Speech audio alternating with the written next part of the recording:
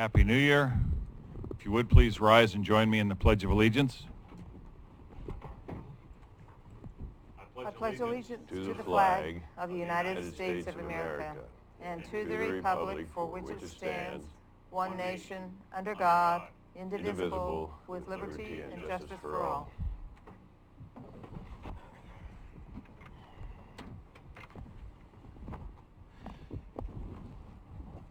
All right, because it's the first of the year, the board, every first meeting of the year, re-elects the Board of Commissioners and their seated positions.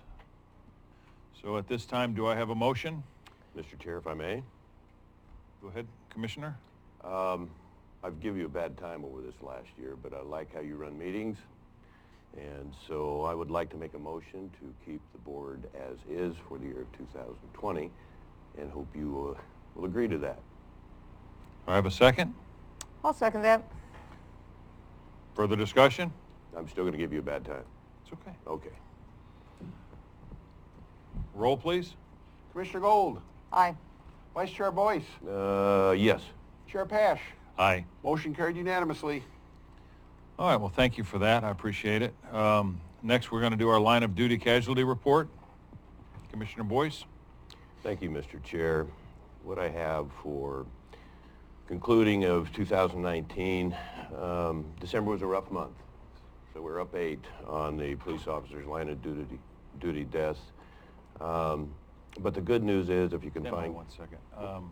Counsel, this is beeping or bleeping or blinking. I think it's supposed to be solid. Good catch.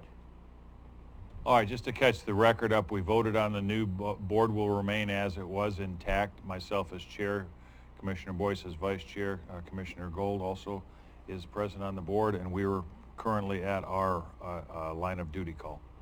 Thank you again, sir. So the good news, if you can find good news, is that we're down 34 from 2018. I'll have a report next week for line of duty deaths, police officers force to date for 2020. The fallen heroes up 3, you referenced that last meeting, standing at 35. The good news, I think, is that the attack from the Iranian country last night on our Al-Assad base, 15 square miles, no injuries, no deaths to Americans. So I think that gives the president an opportunity maybe to calm the situation for a little time, and it's a difficult time in our country, and something I think we, even at this level of government, need to watch very, very closely. We all have loved ones, friends, relatives in the armed services. Firefighter deaths, the total was 57 for 2018. And also, if I could, Mr. Chair, this would take about 2 minutes. You kindly referenced the suicide deaths of police officers, and of course with our war heroes, there's a group called America's Mighty Warriors, and it's quite an article. It'll be on my county portion of the website. I just want to read a couple of paragraphs, quick paragraphs, that reference this, and I think should develop community interest. America's Mighty Warriors has taken the lead as military charity to provide hyperbaric oxygen treatment options for veterans who are struggling with post-traumatic stress or traumatic brain injury. We've been funding this, they have been funding this therapy for the past 7 years and have seen the amazing healing that has taken place. The difference has made for veterans and their families and the lives they were literally saved, those lives literally saved from suicide. And here's just one excerpt of the story. When he started the HBOT program, he was on 42 pills a day. 14 years later, he's on 2 pills a day, and that's for his depression. So it's a tremendous success story. Where I'm going with this, Mr. Chair, the American Warriors has advocated that the HBOT system be standard care for brave warriors who struggle with the effects of combat and have sacrificed their health physically and emotionally defending our freedoms. It is considered off-label nationally, but there are an excellent bipartisan group, particularly at the Senate level, U.S. Senate level, House Bill Resolution 4370 and That's the House side, excuse me. And then the Senate bill is 2504. Needs support from Senators Merkley and Wyden. So I'm going to encourage the public to follow that. This is an article that was sent to me just a few days ago, and it's quite an honor to be able to thank you for the time to present that. And again, it's the hyperbaric oxygen therapy treatment. Thank you, Mr. Chair. That's all I have on that. Further comment on that, I'm actually very familiar with hyperbaric chambers with my disease.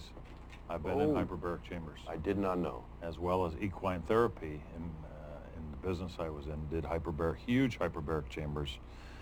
They're very, very health beneficial, but they can be very dangerous as well. So. Okay, so maybe that's why it's considered off-label at this. Yes. Okay, thank you. All right, so do we have any amendments to the agenda? Mr. Chair, I do. Go ahead. Commissioner Boyce. Relating to our workshop for this afternoon, I understand it's impossible for you to be here. I think we need to be at full strength, so I'm going to ask the board to simply table this, the agenda for the workshop this afternoon. And I'm going to make a motion to that extent. I'm not sure whether that would cause a problem with people involved and so forth. Yeah, the board did, at the last meeting I was at, the board did direct staff to invite the Citizen Revenue Task Force to that meeting. So we do have members that are planning on coming. So, Mr. Chair, we could quickly contact the same email list and let them know that this has been tabled, subject to board approval. Well, I personally think that it is an important issue, and I would like to be at this. I understand that there could be an inconvenience to people, but I would definitely like to have all of us present at this workshop. And unfortunately, I am not able to be here. Actually, I didn't think the workshop was going to happen. During Ms. Schmelzer's absence, I had actually asked JJ if we could forego it because I wanted to be at this workshop, and he said that it had already been scheduled. So is it possible that we can contact? I think we'd want to take a recess probably within the next couple minutes. I think it's only fair that they have a couple hours notice. Some of the people we only contact by email, so we have to trust that they're actually going to see their email on short notice. Is that something Summer could maybe do or something? JJ has the list, so JJ's going to have to do it. Mr. Chair, I agree that it's important that you be here, and I think that additional time would be very beneficial as well. How many people are from out of town on the committee? Just curious. From out of Gold Beach? Outside of Gold Beach? You mean? Outside of Gold Beach, yeah. Like in Brookings or Port Orford or... JJ, That's, Emily? Ms. Rumiano. we could call her direct. That's And not a big perhaps, issue. do you consider Mr. Ostrowski as out of town? It's over beach, you know. Just, I would be sure to call them and make sure you get contact. That's all. Okay. I just don't want to inconvenience people. Absolutely. So with that, I would say that we can forego that meeting. I would appreciate that from the board as well. I'm fine with it as long as everybody's contacted and they're fine with it. And so when are we postponing this until? Next week? Well, if we do it when Commissioner Pash is back, it'd have to be after. It'd be 2 weeks after. 2 weeks? Yeah. Okay. So we'll forego this for a couple of weeks in the future. I think we need a second on that, do we, Mr. Chair? I'll second that, as long as the people are contacted. Okay. Further discussion? Do we need a recess? Oh, let's vote on this first. Okay. Roll, please. Commissioner Gold. Aye. Vice Chair Boyce. Yes, Chair Pash. Aye. Motion carried unanimously. and I'll have another agenda minute when the Okay. time comes. 2 weeks. Yes. Right. So you want to take a 5-minute recess right now then, so you can contact them, or? Sure. Okay, why don't we do that? We're That'd going to be the recess for 5 22nd. minutes. Summer heard her name. All right, we're in recess until 9:15. Just so the board knows, I'm You kind gotta of go up do against something. time JJ, constraints go to ahead. leave today.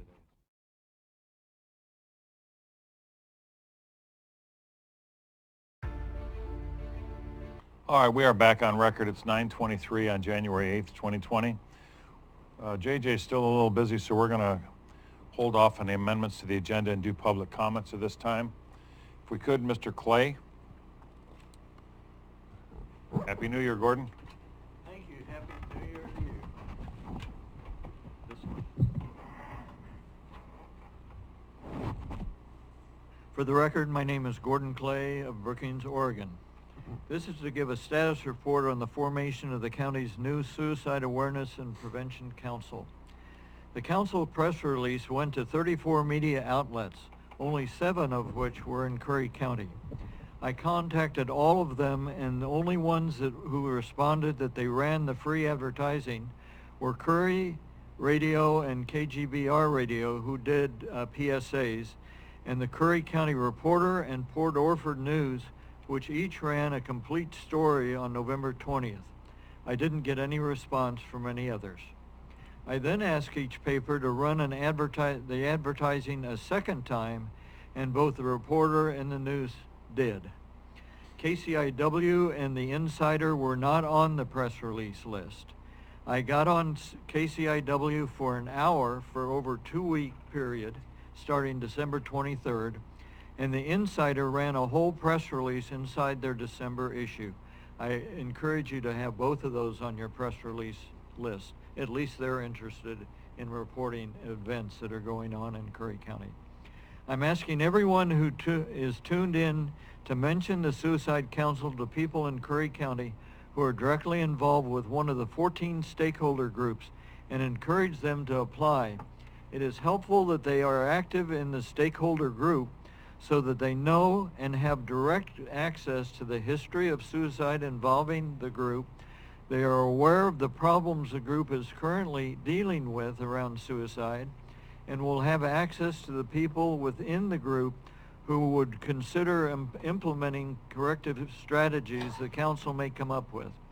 We're looking for a volunteer in each of these categories: law enforcement officer, first responder, EMT or fire, medical, doctor, nurse, hospital board member, or community care organization member, social therapist, social worker, therapist, counselor, or peer support trained in suicidality, substance abuse and recovery person, youth educator, elder services, juvenile programming, veterans programming or services, a city manager or administrator, a tribal community member, a faith-based community, a youth ambassador, media, and 3 lay people who are not involved in any of the stakeholder groups. Go to the county website, print off the application, check the other box and write Suicide Council, and then write which position or positions you're qualified for. That's not being done on the current applications. Applications must be received by the Board of Commissioners by the close of business on January 16, 2020. That's only 8 days from today. If the county is to get a handle on corrective actions in our suicide crisis, we need to fill all 17 positions with overqualified people. We can't afford to lose another neighbor, friend, colleague, or family member to suicide, so please volunteer. And I would ask on position 9G today that we support Commissioner Boyce to be the liaison to the Suicide Council, and I hope that is accepted in G9 today, on today's agenda. Thank you, sir. Thank you. Thanks, Gordon. Mr. Barnes, if you would, I know you're not scheduled until 9D, but we are up against some time constraints this morning. Could we get you to make comments on this early? It's not really appropriate until you talk about it first. Moving on. I can speak about it if you want to. I would appreciate it. Okay.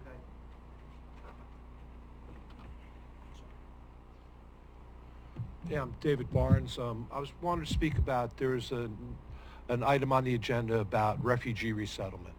And I read all the information that goes along with it, and I did some research on it. And this is asking for, the Secretary of State is asking for letters of consent that we would be willing to accept refugee resettlement in our county.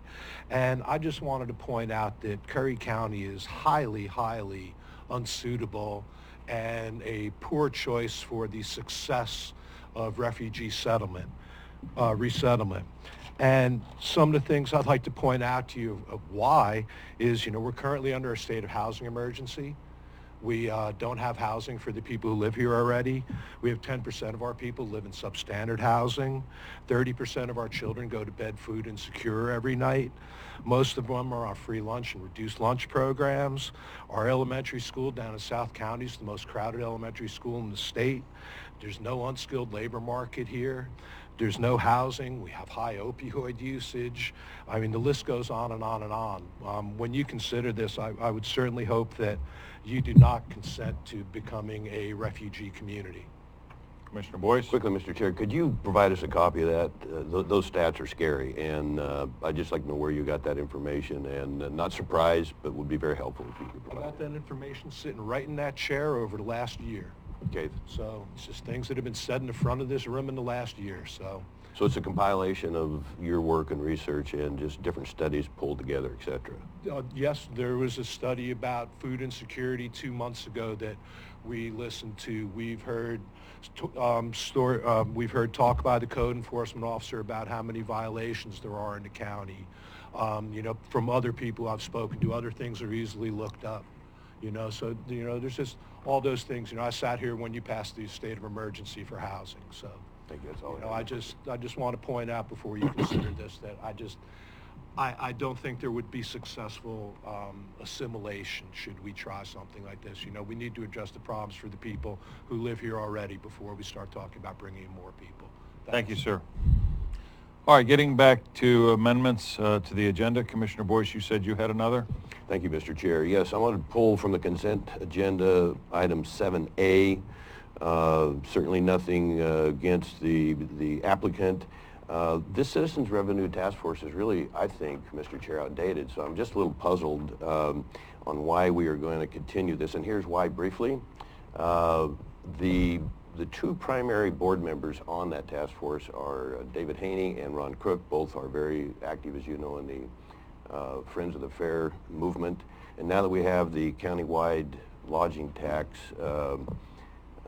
approved by the voters, that was one source of revenue that the county could put to good use, and I think we have. Number two, through the advisory program on the consumption tax, that went down to voter disinterest rather substantially. I think it's fair to say that none of the three of us are going to promote raising property taxes. So what else is there? So as far as the Citizens Revenue Task Force, what are we going to gain by keeping this committee going? I remember following Commissioner Huxley some time ago and just watching him give rationale, and sometimes the committees just don't justify the time. So I think this would be an unnecessary exercise to put somebody on this committee, and we've had a struggle to keep that program going anyway. That's all I have. So I'm going to make a motion that we disband the Citizens Revenue Task Force, and may we need to replace with something else. A watchdog group on how we spend, whatever might be appropriate there. Thank you, Mr. Chair. Any other comments? I'm going to have to disagree with that simply because I think the consumption tax was not successful because it had not been researched thoroughly. It just kind of came on the ballot. Are we not mic'd? Well, I guess not. Everybody can hear you though, right? So I don't think that the consumption tax was researched thoroughly. I think the committee was working on that. I think there were some other problems with the committee. I don't want to get into that at this point, but I think it could be very successful. So I'm going to have to disagree with that. If I may, Mr. Chair, and just a quick Mr. response. Boyce? Thank you again. The committee did not have an interest in the consumption tax. I personally pushed that very hard. I also I'm shocked that you believe, Commissioner, with all due respect, Gold, that there was not ample research in that. I pulled in 3 previous commissioners who spent considerable time on that, in addition to Gary Milliman and some other people. I have in my documents right here probably 10 different representations of what that could have been for this county, including $1 million coming over the border from Del Norte County at 1.5%. And I just could never get any additional help or interest. So, you know, what else do you think there might be that we could look at, or this revenue task force could actually look at, Well, outside of the three I mentioned? One of the things they were looking at as far as a consumption tax was just doing things on non-essential items, not just a sales tax across the board. And that kind of went down. It wasn't, in my opinion, wasn't researched carefully enough. Well, the voters spoke on that, Mr. Chair, so I think it's a waste of time to continue this board, in my view. Well, I think my point on it is, I'm sorry, Counsel, go ahead. So the question I have is, the matter we're discussing seems different a little bit from what's on the agenda. I know it's tangential or related. If I'm looking at this, the action for the board to consider is whether to appoint members to a existing task force. Right. It's not whether to, it's not a new, you know, we would need to consider that. So there may be some question about whether the item you're discussing is properly noticed. Again, I know it's tangential to appointing. For the appointment, I can understand Commissioner Boyce saying, because I don't believe this committee should exist anymore, I'm not going to appoint anyone. But again, I think we're getting a little off the agenda topic. So if we could just kind of go back to this, I think we're talking about two different things. What I'd like to say is, as far as this is, I like ideas. I like to have input into things, and the Revenue Task Force, they bring you know, basically ideas to this board on how they see different points to for financial resources for the county. It's not, they don't make a final decision on anything. They just bring excuse me, they just bring this board ideas and do the research on that and do the you know, do the planning stages for that. I don't feel any harm in that. It's a volunteer group. I actually I'd like to see it live streamed like we do the board meetings, so that the public could see exactly the work that volunteers in this county do, and how they arrive at some of the ideas and answers that they have. So you know, as far as having this committee, I think it's a useful committee or task force, not a committee, it's a task force. But I think it's very useful in the county, and I think we should at least let it go on for a while and see what they come up with. Based on your support and that clarification, Mr. Chair, I will withdraw my motion. Okay. Do we have anything further on amendments, Ms. Schmelzer? I do. At the last meeting, there was a item that was supposed to be discussed under executive session, and it was missed. So I just want to amend the agenda so it can be discussed. It would be amending the agenda to include ORS 192.660, parent 2, parent small a parent, and the employment of an officer, employee, staff, or agent. 192660, parent what? 2. 2A. 2A, okay. Yeah, and then All right. Anything further? I move we approve the agenda as amended. Second, Mr. Chair. Further discussion? Roll, please. Commissioner Gold, Aye. Vice Chair Boyce, Aye. Chair Pash. Aye. Motion carried unanimously. All right, next we're moving on to 6A, Coast Community Health Center, Linda Maxon.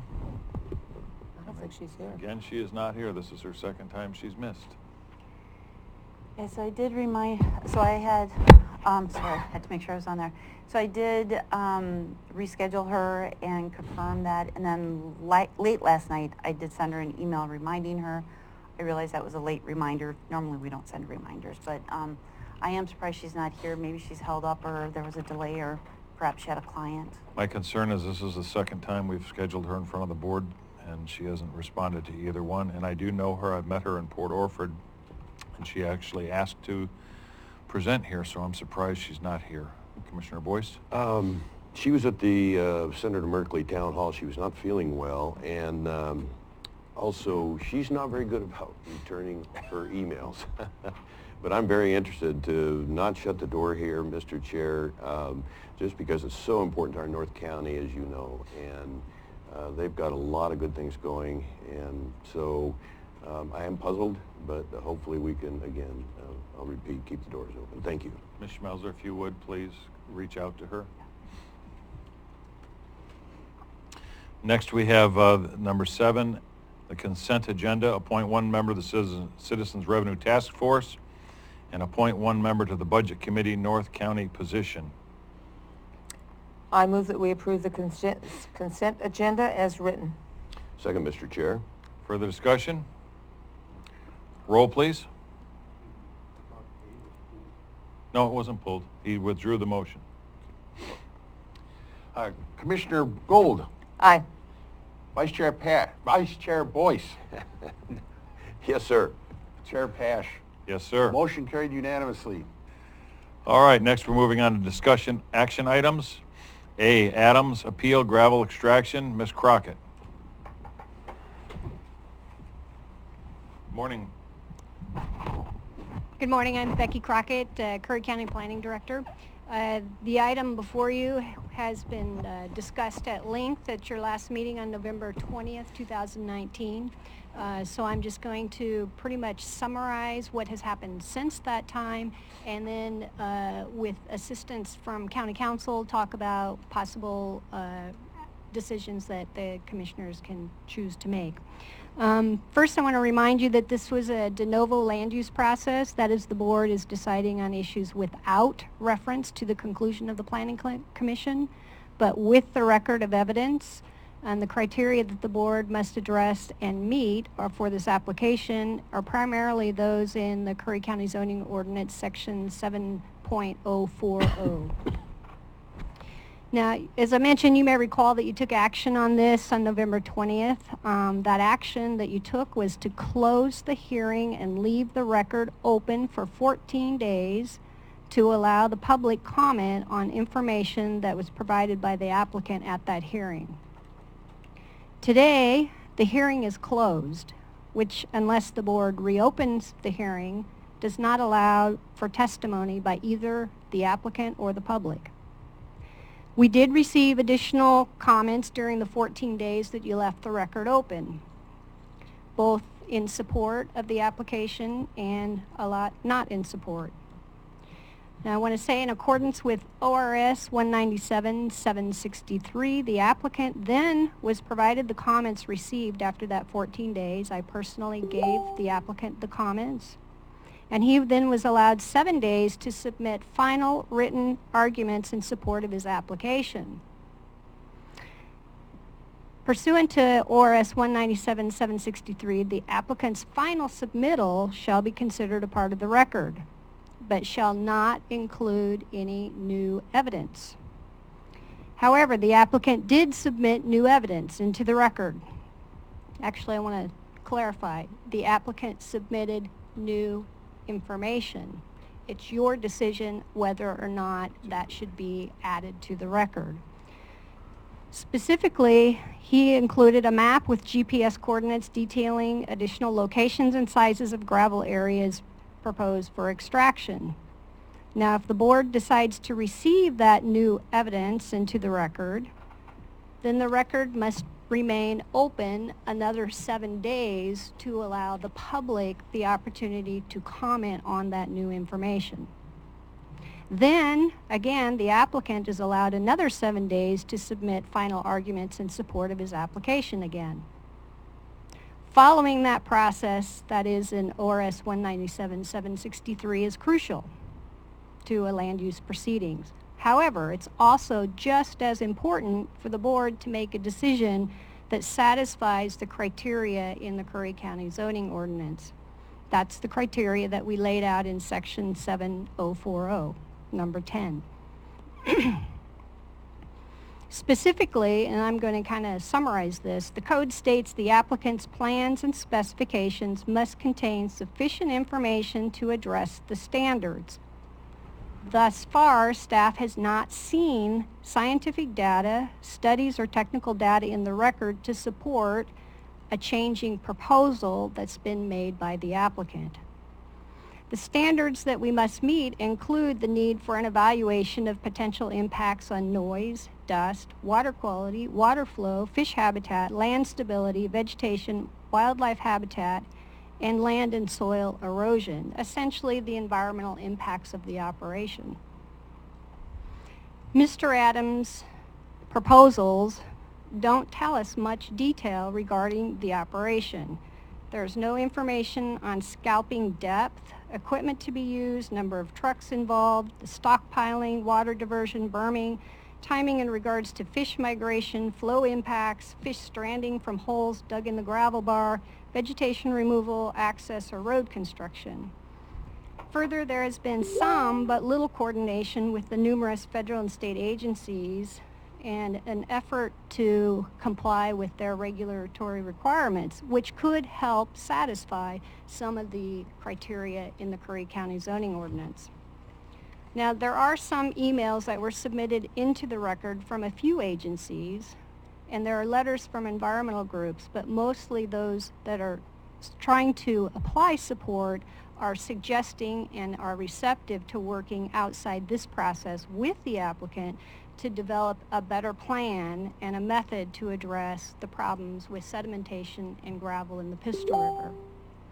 County Planning has also stated our support to participate with the applicant in these efforts. At this point, I would like to turn to the decisions that are on the table for the board. That's on page 3 of the staff report.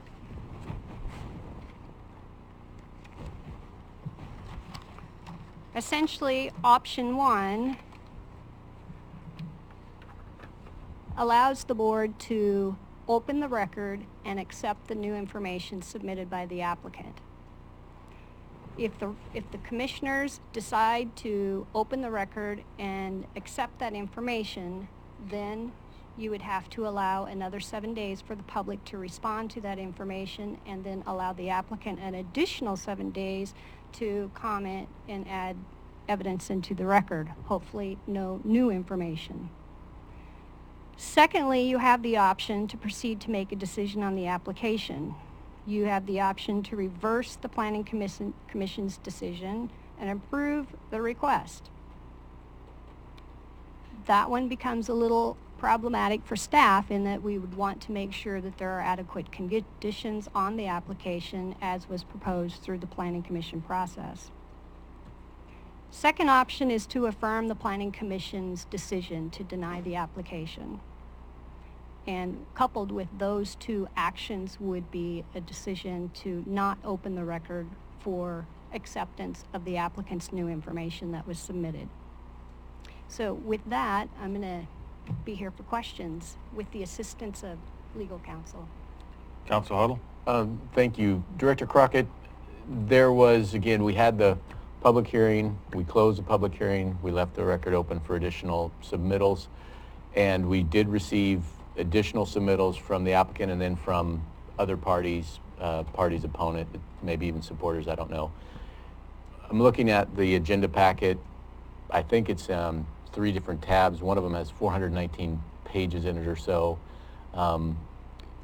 Included in the packet that was given to our board, did that include all the submittals from both the applicant and the parties, opponent and participants in the matter? Do you know?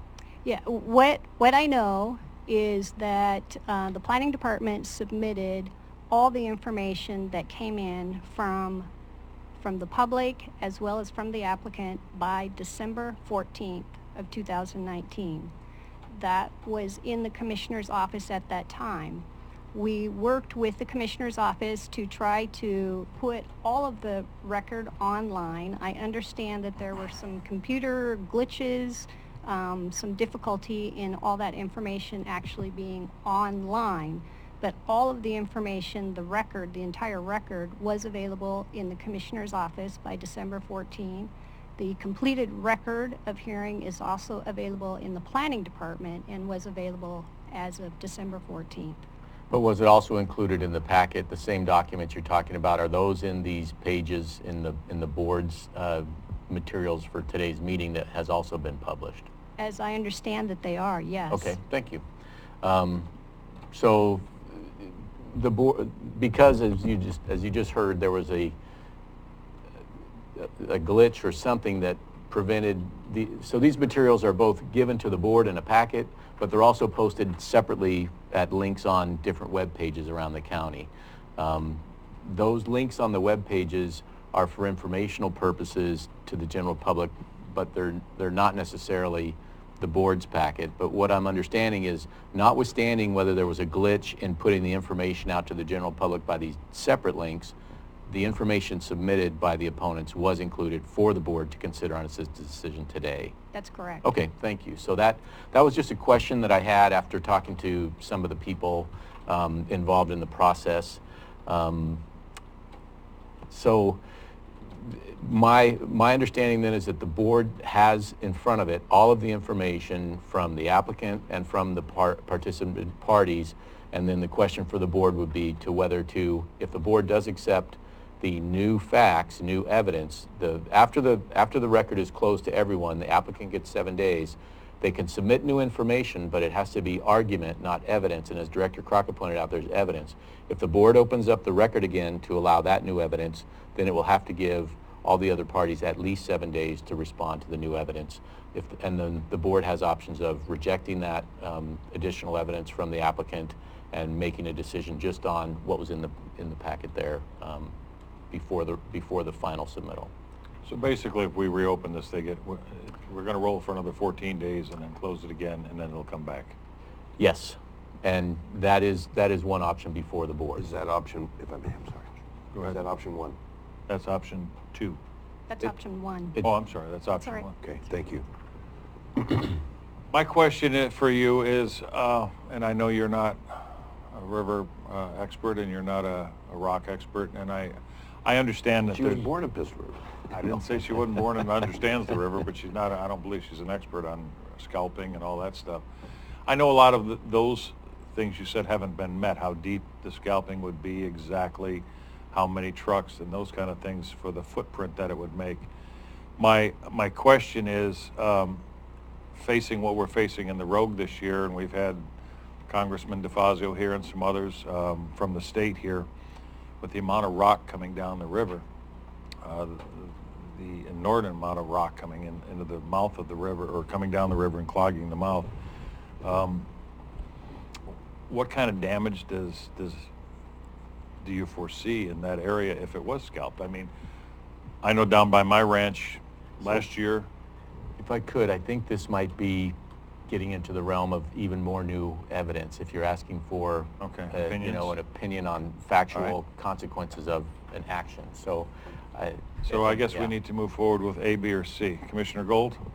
If we were to go with the Planning Commission's decision, would Mr. Adams be able to resubmit an application giving more specific evidence in the future? Absolutely. The Curry County zoning ordinance allows an applicant to reapply a year after his submittal was not acceptable. Okay. We have a motion? I'm going to move that we affirm the Planning Commission's decision. Do I have a second?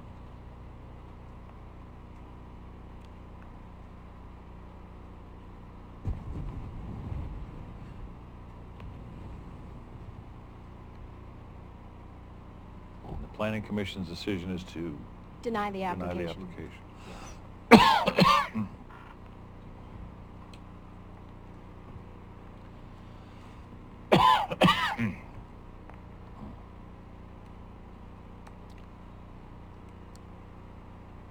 Discussion, Mr. Chair.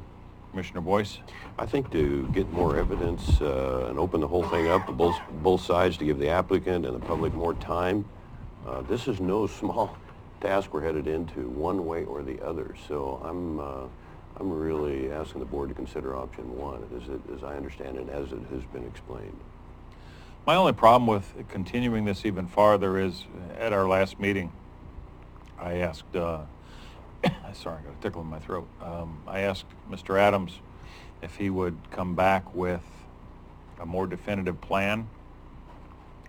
The GPS markings, I understand he came up with, but you know exactly what you said is how much, what exactly he was going to do and where.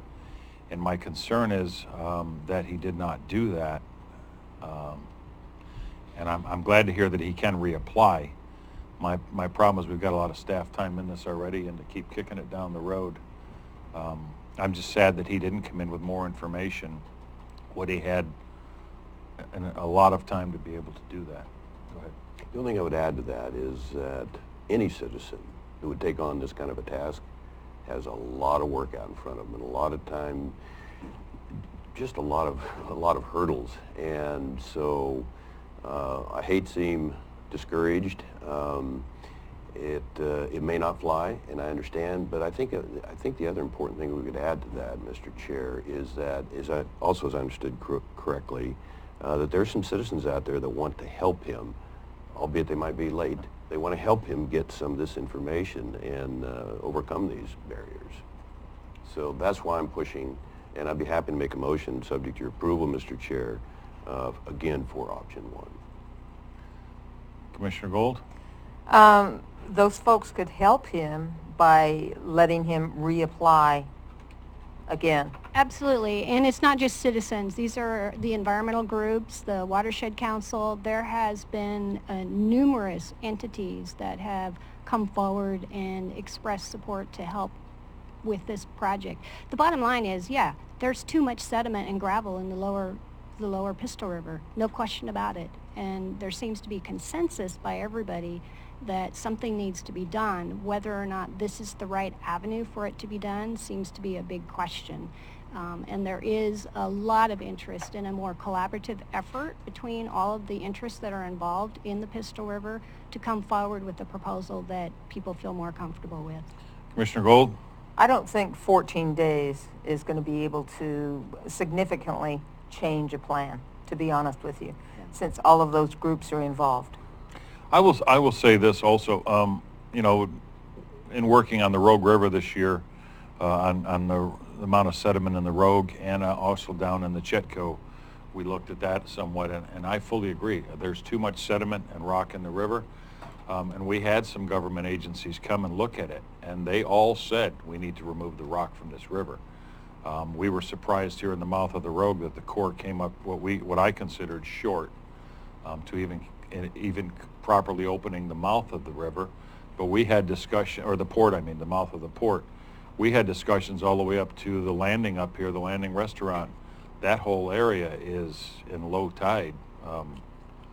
You can almost walk across it and wouldn't get your knees wet. So, in the middle of summer anyway. You know, we do have to come up with ways to do this. I know the Port of Gold Beach has a dredge that they use occasionally in their area. So there is access to be able to do this, but I think we need proper planning, the proper agencies to give their stamp on it.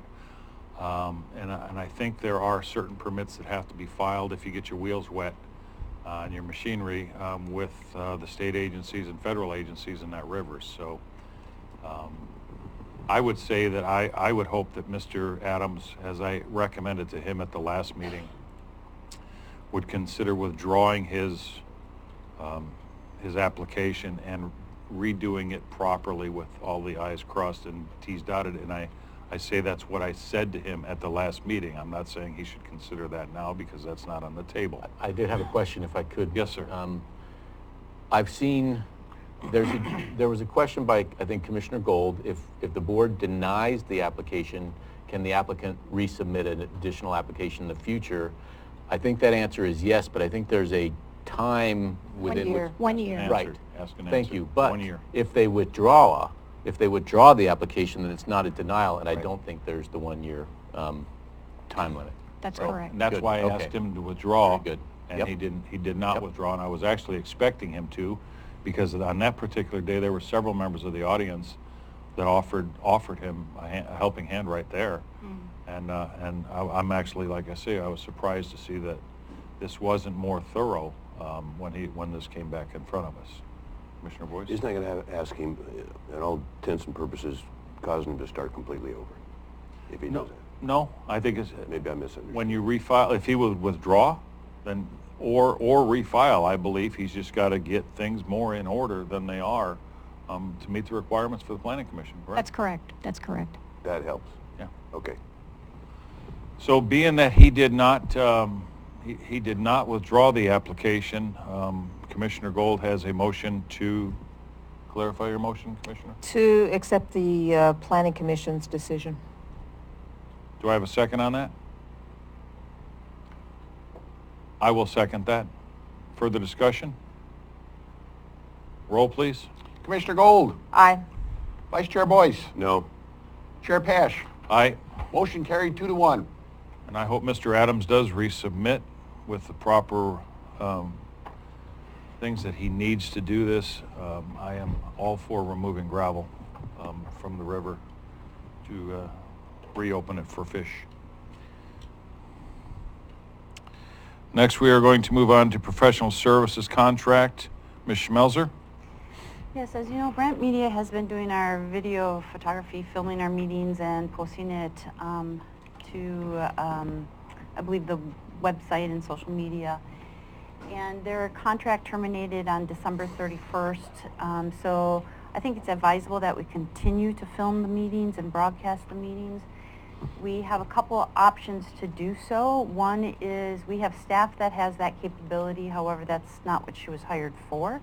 She was hired to administer the TLT and the business license ordinance and do some economic development assistance work in the form of tourism and help out if we needed some filming work.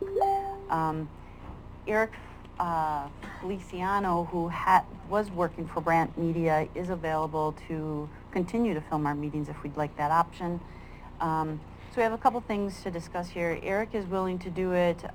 We could contract with him, or we could put out an RFP, or we could advertise for a job. Eric is willing to do the work, though. I think he's done an excellent job for us. And he is willing to do the work at $30 an hour for the meetings that are here in the county, in Gold Beach, and $40 an hour for the off-site meetings. Just for reference, we were paying Brant Media $70 an hour for the meetings. So Eric is about half cost for doing that. Just some other things I want to bring to the board's attention, that when you have an off-site meeting, some of them result in 7 to 8 hour days for the film crew. Eric believes he can get that down to about 5 hours for a remote meeting, because you have to pick up the equipment, you have to haul it down there, you have to set it up, you have to take it down, etc. But overall, we're looking at saving about half on the contract if we would go with Eric. So if the board is acceptable with that, I'll bring back an order and an official contract for you to approve. Eric is here today. He is filming, and I told him if the board did approve it, we would, my recommendation would be that we backtrack or backdate the start date to today's date. Okay. Do you need a motion on that? Yes. Okay, I move that we approve the professional services contract with Eric. Do I have a second? Second, Mr. Chair. Further comment? I will just bring an order back at the next meeting then to make that official, so we can get that actually recorded with the clerk's office. Perfect. Roll, please. Commissioner Gold, Aye. Vice Chair Boyce, Aye. Chair Pash. Aye. Motion carried unanimously. C, to approve public safety answering point, PSAP 911 configuration, project report, and staff recommendations. Ms. Schmelzer. Yes, the previous board had, if I understand this correctly, they had proposed that the county work with the city of Brookings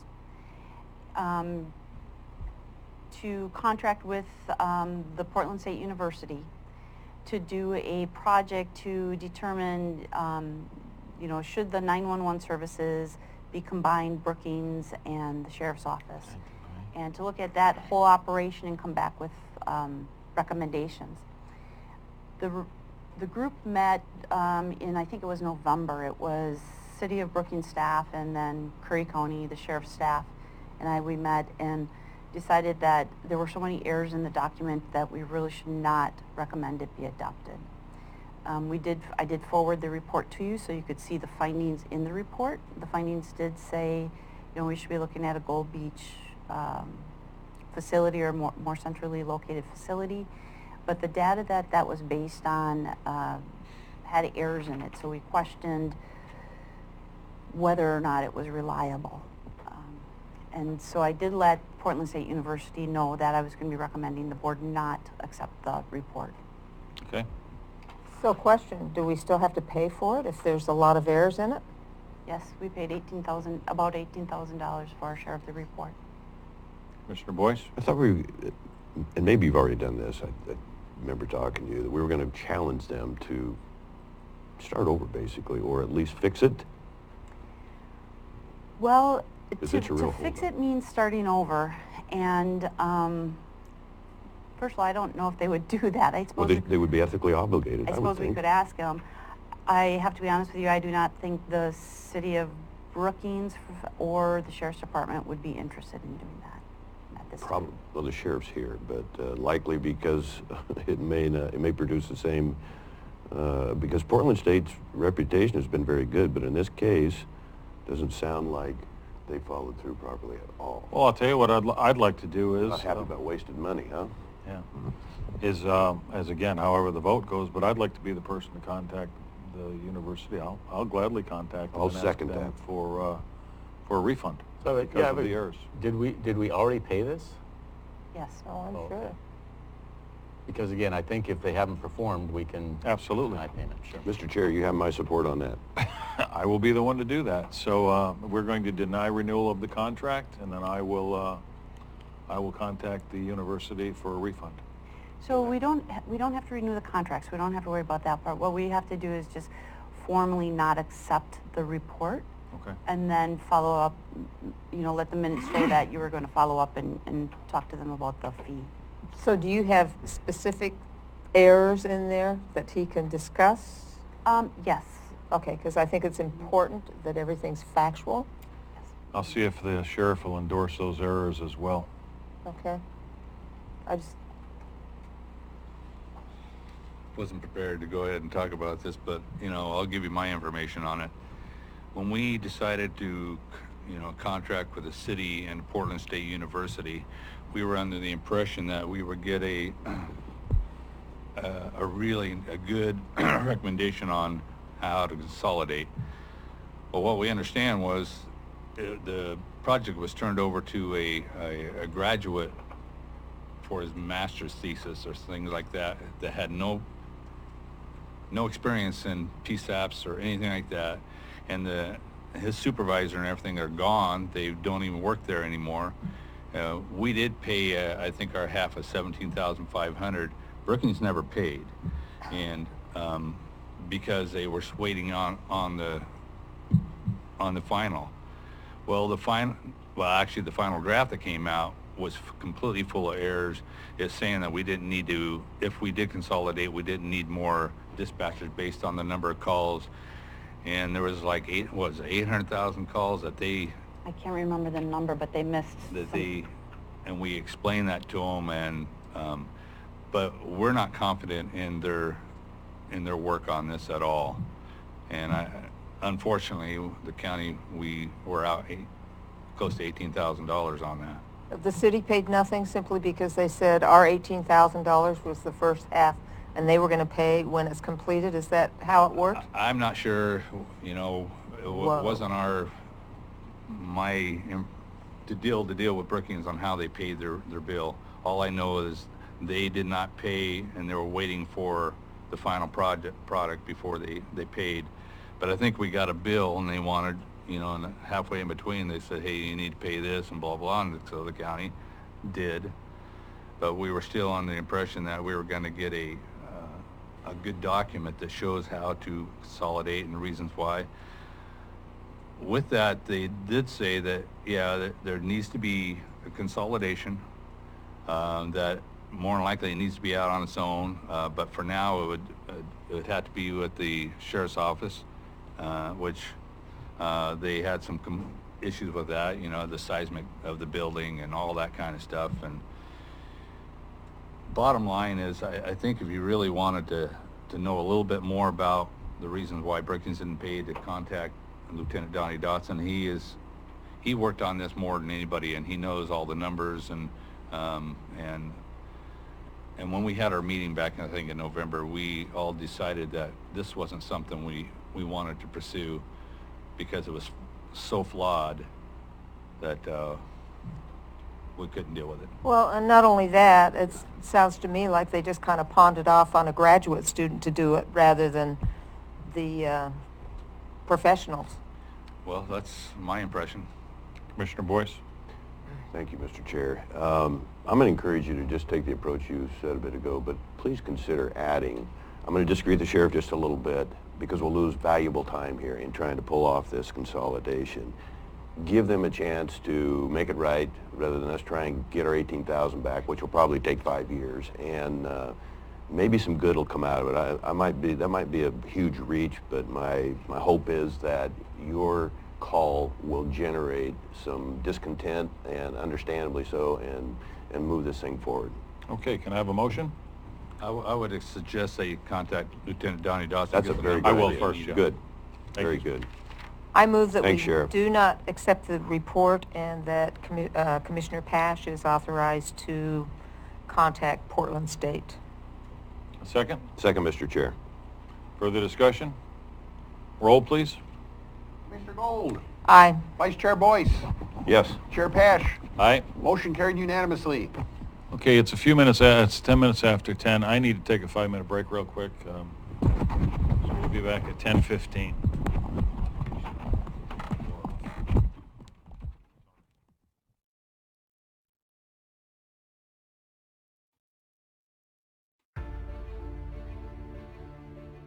If yours is the next big idea and you need the right place to fine-tune it, build it, launch it, if you're only your best. All right, we are back in.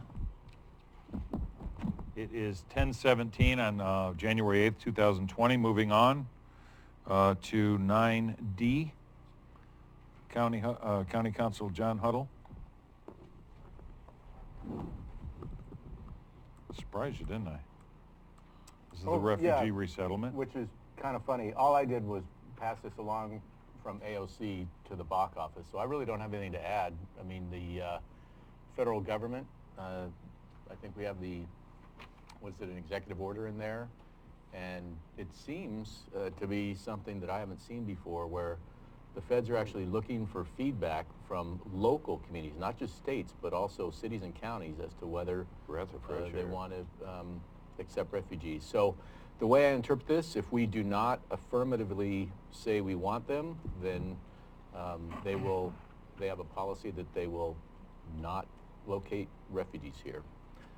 But really, I don't have anything else to add about this. Okay. It's really a policy choice for the board. Do I have a motion? I move that we do not contact the federal government about accepting refugees. Do I have a second? Discussion, Mr. Chair. Go ahead. I don't understand the motion. Are we going to write a letter or just? No, we We're don't do not. anything. We're not Nothing. If you do nothing. That's what council just said. If you want them, then you write a letter saying we want them. Mr. Barnes' recommendation was to write a letter that, with the rational, I think he speaks for a lot of Curry citizens, but maybe that's not necessary in this, and amplifying what Council Huddle said there. This is, they're wanting state and local involvement in this, in input. So the motion is to do nothing, not to respond. Yes. I'll second that, Mr. Chair. Further discussion? Roll, please. Commissioner Gold, Aye. Vice Chair Boyce, Yes. Chair Pash, Aye. motion carried unanimously. Next, we're going to have 9E. Approve order amending personal rules, Article 20 regarding pregnancy accommodation. Ms. Swift.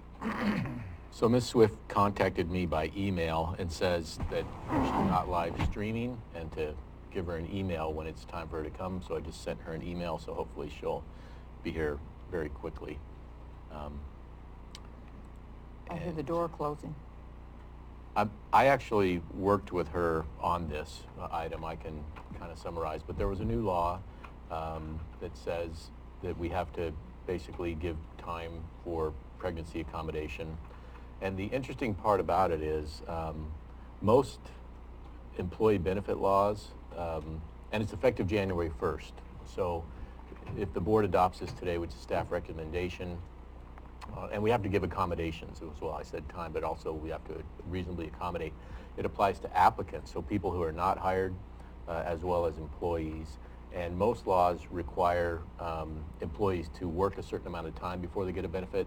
this applies immediately, and again, it applies to applicants. Julie, I just kind of gave a brief summary. You and I worked on this a little bit, but I summarized that it applies to applicants and employees. We have to do reasonable accommodations, and it is effective January 1st, and that there's no delay time for it to apply as an employee benefit. So I don't know if you have anything to summarize, to add to that. That's all correct. That's what the new law says. So this is a law that's already taken effect? Yeah, it became effective January 1st. And if someone were to be hired tomorrow that were unknowingly 3 months pregnant, they would automatically qualify for this? Or even knowingly. Right. Okay. Yeah. So. Okay. Do I have a motion? I so move. A second? I'll second it. Further discussion? State law, correct? Yes. Yeah. Thank you. Roll, please. Commissioner Gold, Aye. Vice Chair Boyce, Yes. Chair Pash. Aye. Motion carried unanimously. F is to approve AOC, Association of Oregon Counties Legislative Committee appointment. Ms. Schmelzer?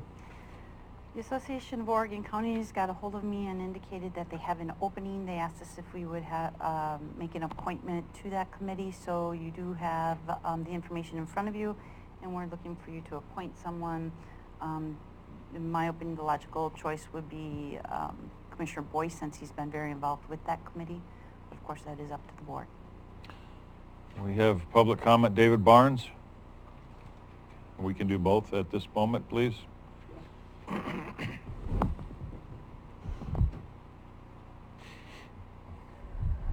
Yeah, David Barnes again. I just want to speak to you. This board used to do liaison reports every so often.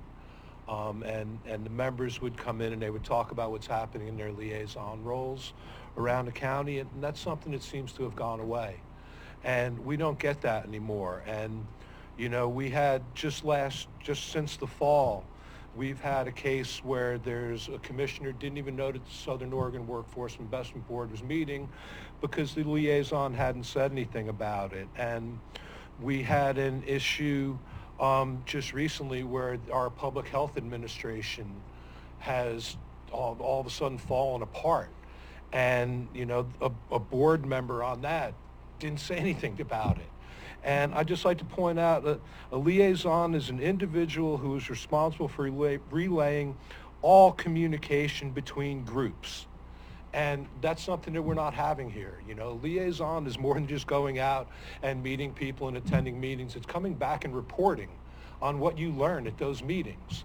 And, before we take this real lightly and just start appointing people, Commissioner Pash, you're on the National Association of County Officials now.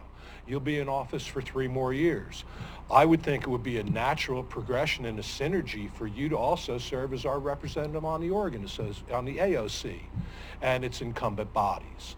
It's very likely that we'll have, new commissioners next year except for you. And, it seems to me that, there's a natural synergy between what comes out of Washington and what happens in the state. And, we're wanting for information here, and we're not getting it. And I'd like you to really reconsider all these assignments rather than just rubber stamping them today. Thank you. Thank you. I will be the first to admit that I've been remiss in myself in reporting on some of the liaison duties that I have. I don't know if maybe there's a chance that we could do a workshop a month or something like that to just give some commissioner comments. I don't know how to set that up, but I think we're all a little bit remiss in doing reporting of the liaisons. As far as AOC goes, I think Commissioner Boyce's involvement in AOC has been fruitful, and I agree that I think he should remain the liaison for AOC. NACO is a different animal. It's a national association. I don't agree personally with all of the things that AOC is doing right now, but I don't fault them for that. That's what they're doing, and I appreciate their hard work. I have reached out to AOC and asked them to get involved in their Veterans Committee. because I am one of the vice chairs with NACO, and perhaps we could work hand in hand in those departments. But I think taking on too many things, spreading yourself too thin, is not a good thing to do as well. So I appreciate your work with AOC, and again, I would just ask that we all find a way to do better reporting, as Mr. Barnes has said, on our liaisons and what's happening with them. Those are my comments. Commissioner Boyce? Thank you. One of the issues we've had is sometimes a disinterest in commissioner comments, and we're not just talking to our fellow commissioners, and I've made this point in the past. It does drag the meetings out a little bit, but we are very responsible to report every meeting, how it affects the county. You know, I'm looking at the short session coming up in February, and I'm relieved because this with AOC is a tremendous responsibility. It is a 6-hour drive each way. It is sleeping in a different bed if you don't go up and back the same day. But to not go and represent Curry County has consequences, as you know. So I would gladly give this up, and I think you would be very, I mean, it's a tremendous commitment, but it gets back to our job descriptions on what we agreed to this time last year on the amount of hours that it requires over and above normal business hours, reporting back to the commission board, reporting back to the citizens, being in the legislative process. I've testified in different hearings for some of our salmon and trout enhancement work, all the above. I mean, you have to be there. And I've had to take on this position because the first 2 years, nobody else was interested or willing. I had no choice. Spread myself too thin. I think you recognize that. I do not disagree. I always seem to have the energy. But if you wanted to, this requires a Monday minimum every month. Sometimes you can get away with calling in. Their system is pretty good. But I think you would be very effective on this. And thank goodness, at least right now, I think we have the travel budget to accommodate it. And I will gratefully pass on the baton. If not, I will continue to do this because the county's got to be represented. And if the public wants better and more informed, detailed reports, I'll be glad to do that. And I think I'm obligated on that. Thank you. All right. Well, at this point, I would prefer that because you have such a relationship with them, excuse me, that you continue with it for a period of time, and then down the road, perhaps we can make a change on it if we both agree to do that. But Mr. Chair, if I may, yes. I'm sorry I interrupted you. I'm just going to hold out hope, and I know that if I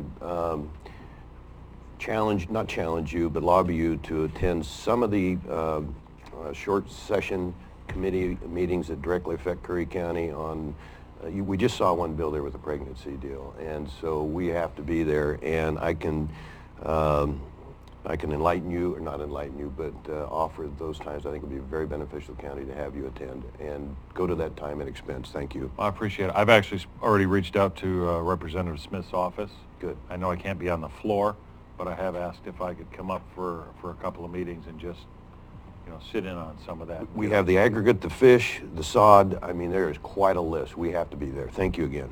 So, all right, so do I have a motion to accept 9F as Commissioner Boyce as the representative?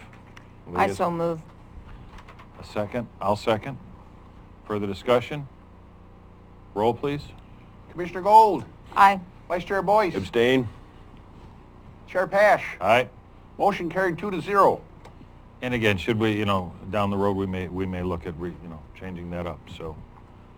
All right, moving on to G, approve assigned liaison roles to the board. Ms. Schmelzer? Please pass that out. So every year the board has to choose their liaison assignments and also the liaison assignments to certain boards. And in December, the board discussed this matter and said tentatively they wanted to keep things the way they were. So what I did was I just prepared a cleaned up version, so to speak, and have it in front of you. And what this does is it leaves all of the department liaison assignments the way they were. I do have to tell you, the Parks Department has requested a change in liaison assignments. They have requested that Commissioner Gold be the liaison, just due to the location of her residence based to where they're proposing new parks. So I think that's something you'll want to discuss. And then when you look down at the committees and boards, what I did was, in the past, sometimes commissioners, the liaison list is kind of showed all the groups or committees somebody serves on.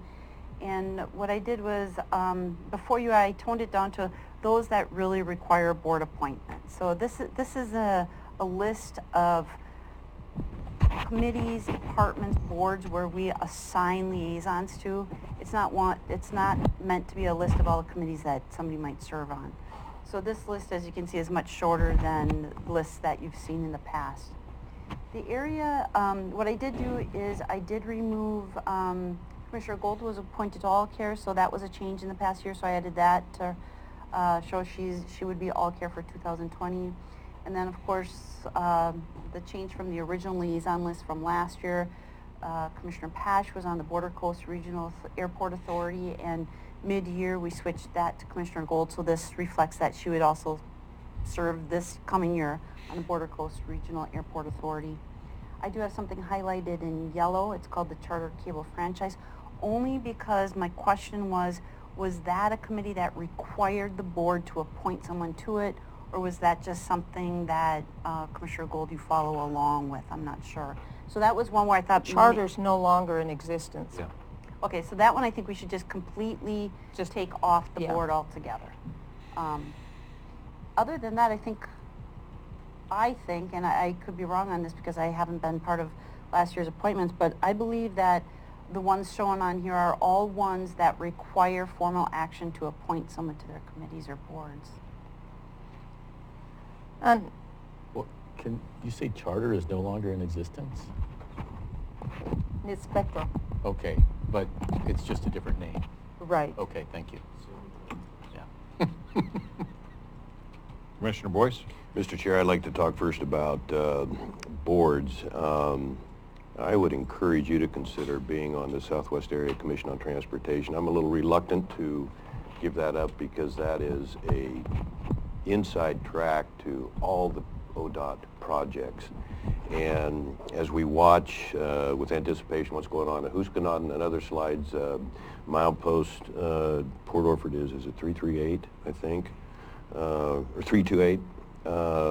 That is very nervous. You know, we have a lot of employees come from Port Orford every day during business days. So that Southwestern Area Commission on Transportation, Gary Milliman is the chair. He does an excellent job. I don't know if he'll remain the chair. He's retired, as you know.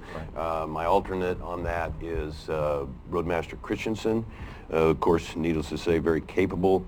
I just really want good career representation on that. I can remain on that board. I'll take that. It's 6 times a year that you meet, every other month. And there's some really good people you're meeting with Douglas, Coos, and Curry counties on that. So I would encourage you to, it's 10 o'clock to 12 o'clock on all Fridays, so that makes it somewhat convenient. So glad you're willing to do that.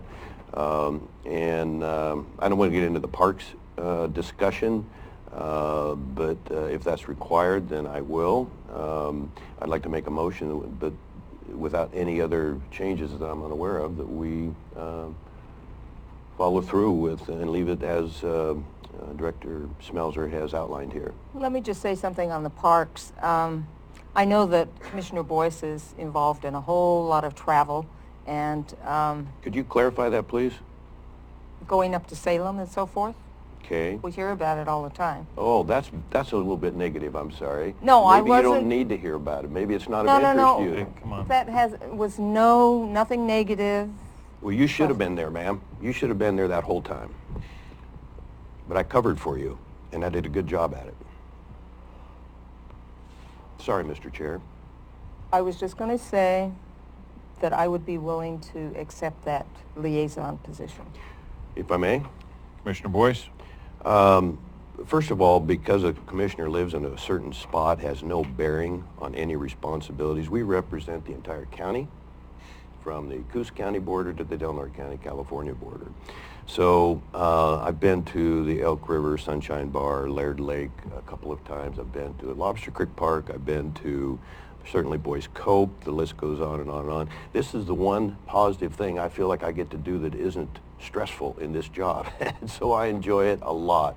And I think I've been productive. I was blindsided by this yesterday. I don't understand. I don't think department heads should be calling out who their liaison is going to be. And I'm still baffled to any rational reason why this would be a request from a department head. Thank you, Mr. Chair. Well, to be honest, the first I heard about it was yesterday, and I'm neither for or against it. I think we all need to have good relationships with our departments, and we have to have a good working communication. So I don't know if it might be better to bring Mr. Hopkins in at the next meeting and talk about this, Ms. Schmelzer. He did offer to be here today, and I told him that I didn't think he had to be present, but we could do that. We could delay action on that Something role. we can, evidently, you can see Commissioner Boyce would still like to be involved in parks, as does Commissioner Gold. So maybe if we could have a meeting with him and we could all talk, they could figure out what's the best avenue to do that. What is the objective, though? To ask him if it's a personal thing or something, or? Probably yes. Okay. Get everything out, and we can find out what's going on and why. Civility, I guess, is the objective. I guess before we finalize the list, Thank you, Mr. Chair. Just one thing is, I did mention to Commissioner Boyce that Commissioner Gold had also said that she would be willing to serve on the Southwest Area Commission on Transportation, because she does serve on the group with the public transit. So there is a tie there. So if you don't have time or not interested, I think Commissioner Gold would be able, or would be willing to accept that one. I'm actually fine with that, only because I deal with ODOT now. I'm the liaison for the road department, so that all ties together. Okay. That's fine. I've already made friends with some of the guys in ODOT, and I've attended some of those meetings with Christensen. Okay. So I think that relationship's already forged, where I can move forward comfortably with that. Okay. By the way, they're meeting this Friday. All right, so we want to, I'll say this. Let me make a motion to approve the liaison list and the committees and boards requiring appointment list per the changes of Southwest Area Commission and Transportation SWAC to be moved to me. Charter cable franchise will be stricken until we find out under the new ownership if we're still required to be with them. And then, of course, we'll bring our Parks Department in for the next meeting, and you can discuss with him at that time if there's going to be a change, and then at that time the board can make that change. Okay. So that's the motion. I'll second that. I needed to withdraw my motion, I think, didn't I? Probably. Did. I just officially did. Okay. Okay, thank you. And Commissioner Gold seconded that. You have a second? Further discussion? Roll, please. Commissioner Gold. Aye. Vice Chair Boyce. Yes? Chair Pash. Aye. Motion carried unanimously.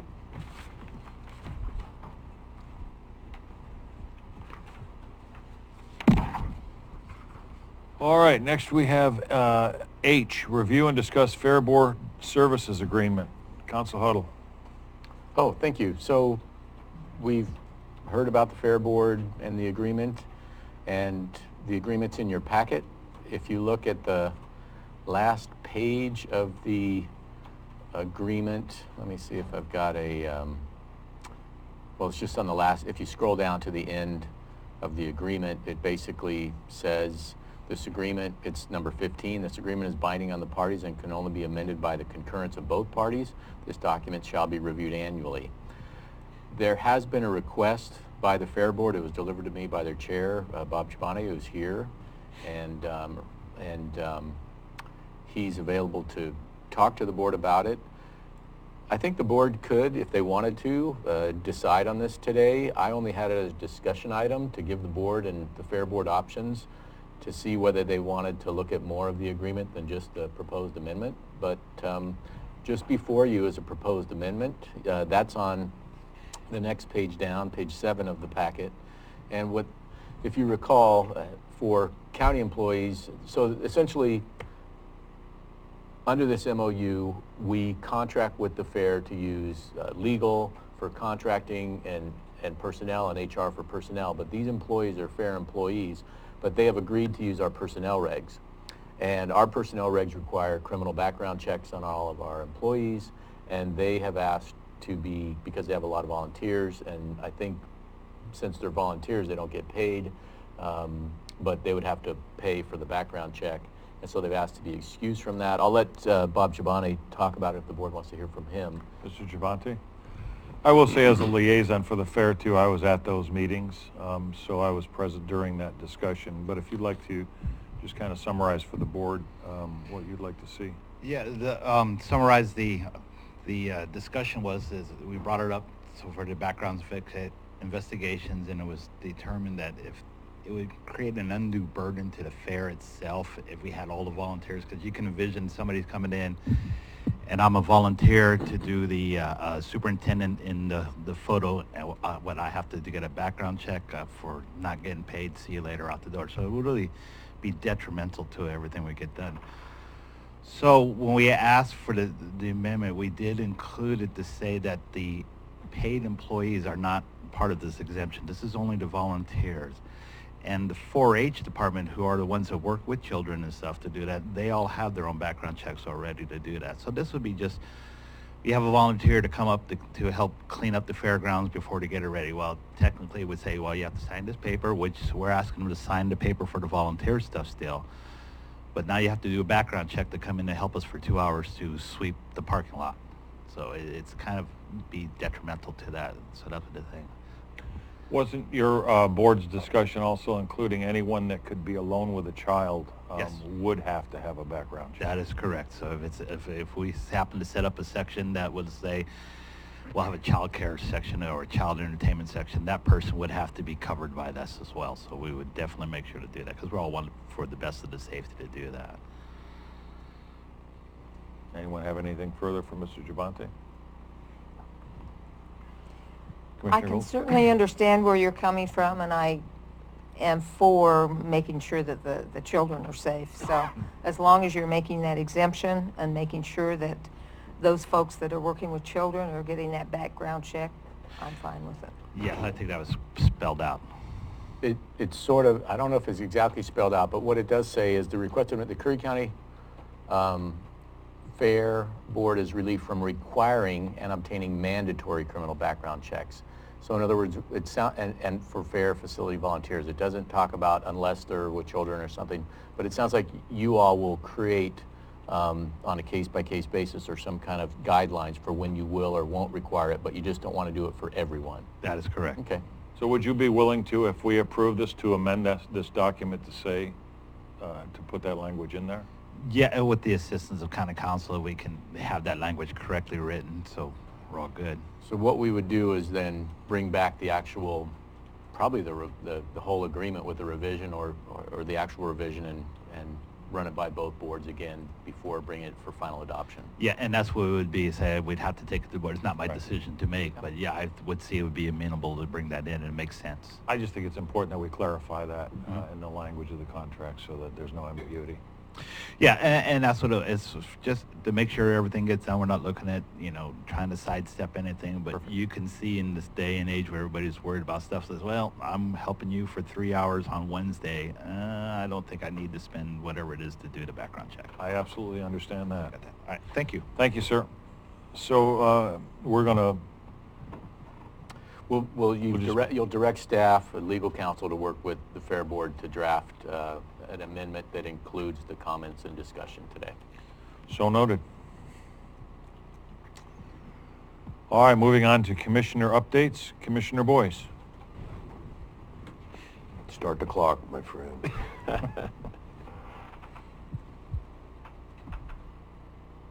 Go back to Mr. Barnes' request. I think that was pretty timely. Whoops. I have no idea what just happened there. Here we go. So I'll skip the funding that I've been working on for all 3 years. Maybe another time would be more appropriate. Let's start with the meetings. Do I go to meetings just so I can feel good about going to meetings? My gosh. Curry Wildfire Prevention, I'll make this pretty brief, Mr. Chair. That's 25 meetings in 3 years. I've stated over and over, I think the biggest risk that Curry County has is catastrophic mega fire, and the fuel we have here is just, I don't need to repeat it. AOC counties, I've worked with that board on payment in lieu of taxes. You know, I could just refer to one thing real quick here. Worked with Greg Walden, AOC, AOCC, certainly the two senators. 1.7 million we got in 2018, 2019, 1.6. In contrast, my first year here, we got $263,000. There's a good list here to justify the time that this county sends me out to travel. AOC, the Legislative Committee, we just had that discussion, and I'll gladly give that up if somebody changes their mind. I think that's something all commissioners should really be involved with. Southern Oak Task Force, I've also stated publicly, this is the one thing that keeps me up at night. 15 meetings. I'm probably going to miss the fishing meeting on the 21st because I have an all-day meeting in Bandon on this very important issue and the fuel that just that entire program. Southern Oregon Workers Investment Board, I have reported to the Commission Board here on occasion. I'm just really glad to be able to participate. There's some really good, there's one former commissioner on here and some other really good people, and they're making progress. Forest Collaborative, that's part of the reason I went back to Washington, D.C., more on that later. 11 meetings there. Local Public Safety Coordinating Council, I hate to miss those meetings. There's some really, I mean, we're represented by the District Attorney's Office, certainly law enforcement, state police, sheriff's department, city officers, parole and probation. Tomorrow's a meeting on that, and I'll be there because we have a pretty good, well-noted speaker. What do I need to say about the Governor's Fire Response Council? 8 meetings. A couple of times I was able to call in. I'm very appreciative of the work that was gained by that, and seeing the state, the local, the federal people come together and understand the risk in Oregon, it just goes without saying. It is just a tremendous positive impact, and there also are some incredible people here, very diverse. The Rogue-Siskiyou Regional Fire and Emergency Training Center. I practically ran to Director Smelser's office last night and said, hey, I just heard from Senator Merkley's office. The senator's going directly to the governor in the next week or so. And I sent him a bunch of information in his office to ask for the $800,000 from the state. Plus, we'll get his support down the road, and he's also working with Wyden's office. The $800,000 we need to buy the 157 acres for this training center. So that is just a huge positive for us. That would be great. Yeah, the Curry County Weed Advisory Board. I wish I had more time to spend on that.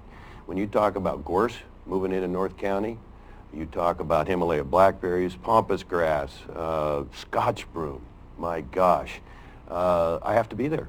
Somebody has to be there to represent this county and see how we can combat this. I had a meeting with Rich Fairbanks in Bandon, 2 weeks ago on the gorse and the efforts they're making there to overcome that and how it affects the North County. Certainly you've seen it in Brookings. More on that later. Where am I? We already talked about the Southwest Area Commission on Transportation, what that means for our county, at the federal highway, the state highway responsibilities, Travel Southern Oregon Coast Board member. That's a fun one. And I've been in tourism all my life, so I hope I'm able to contribute something there. And I believe I do. Likewise, I'm very impressed with the level of expertise on that board. I had the pleasure of taking the director of Oregon Tourism floated down the river 20 years ago, and it's just been a good thing. And they have a lot of funds too, and I'm thankful for that. The Oregon Coastal Zone, I didn't want to get on this commission, but my friend David Yamamoto from Tillamook County, he says, Court, you got to be on this. And so we're looking at the well issues, we're looking at the fishing, commercial fishing and issues, we're looking at offshore wind, we're looking at just matching up with the 7 Oregon coastal counties. Some good progress there. I can give more detail down the road if the board and the public would like. The District 4 chair, they were here in September. Being with the other commissioners, what can I say? All of them are very helpful to Curry County, and we're finally starting to be in a position where we're able to help them and new commissioners on occasion. The Oregon Coast Energy Alliance Network and the Bureau of Ocean Energy Management, this is for offshore wind. I'm watching very close. I do not support offshore wind yet. I may not at all, but it is a tremendous amount of, they refer to it as renewable marine energy. And so if the county's not deeply involved in this, then we could get steamrolled and have no say. So through these two, this is a federal agency, and, excuse me, the Bureau of Ocean Emergency Management, and the Ocean Coast Energy Alliance is basically Coos and Curry counties, and some very good people that essentially moved from the offshore wind energy forum we had at SWAC on December 7th. This is a personal board here, the foundation, that I'm very thankful to be able to participate. The citizens are encouraged to call me anytime. Thank you, Mr. And then the Suicide Council, I'm very interested to serve on that, at the pleasure of the board. Thank you. Commissioner Gold. Well, I attended an all-care meeting last week. I was very impressed with the group that was there. This is the it's an advisory committee, and that committee is the committee that determines which entities get grants, and the people that come there have to present their information. And the committee is composed of at least 51% of the people that are served by AllCare, which I thought was rather interesting. It's not just high mucky mucks determining what goes on. And so they had some very insightful comments, and I was very impressed with what was going on there. I also attended a CTR meeting this morning, and right now they're focusing on RV parks to do recycling, and at this point there's a lot of educating going on because people in RV parks are just used to just dumping their garbage anywhere, not anywhere, but in the bins rather than both places, the recycling and so forth.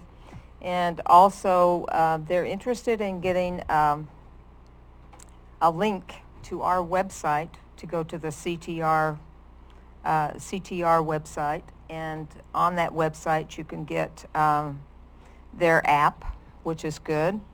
And also we talked a little bit about, there was the person from DEQ that was talking about saving food and ways to store food so that, not just saving food, but you know, there's so much waste in food. And so that people could store their food in the best way possible so there's not so much waste. And I asked them if they could put that on their website also. That's the CTR website, so people can get that information. So that's pretty much it. Thank you. Well, I'd like to say Happy New Year to everyone out there, and just hopefully we can have a positive and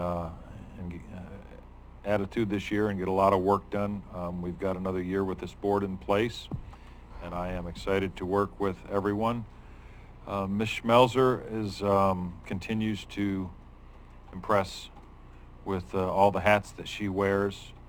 As many of you in the county may or may not know, we have had some issues with Curry Community Health, and I will not get into too much of it because of ongoing litigation, but there are some issues that we are facing, and I want the county to be aware of that.